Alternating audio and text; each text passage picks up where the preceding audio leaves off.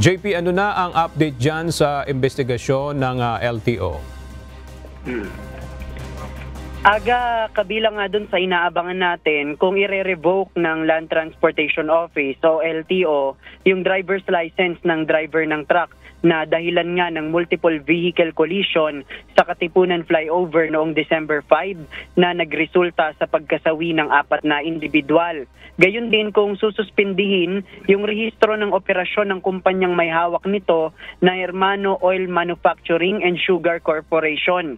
Ngayong umaga, humarap sa LTO yung driver ng truck na si Richard Mangupag, operations manager ng kumpanya na si Edwin Hermano, mekaniko at 2 abogado na kanilang legal counsel. Kabilang sa iniimbestigahan ng LTO kung overloaded ang truck kaya nawala ng preno. Pero ipinaliwanag kanina ng opisyal ng kumpanya na noong na-aksidente ang truck ay wala itong kargamento ng mga asukal na kanilang idinideliver. Sa hearing din, sinabi ng LTO na magsasagawa sana sila ng inspeksyon sa iba pang mga truck ng kumpanya pero hindi ito pumayag ng kanilang puntahan. Ayon kay LTO Chief Assistant Secretary Vigor Mendoza II, magsiset sila ng schedule kung saan ilalabas ng kumpanya ang kanilang mga truck sa kalsada para inspeksyonin ng LTO. Ang layo ng inspeksyon ay para malaman kung maayos ba yung maintenance sa kanilang mga truck dahil nga sinabi ng driver na nawalan siya ng preno noong naaksidente. Aga, limitado naman ang naging sagot ng driver sa ginawang hearing.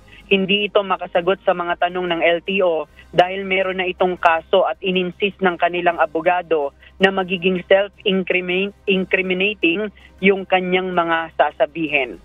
Aga, sa ngayon natapos na yung hearing at itong reschedule na ito ay dahil nung unang hearing noong Martes ay wala silang makuhang impormasyon dahil nga sa limitadong sagot ng mga respondent.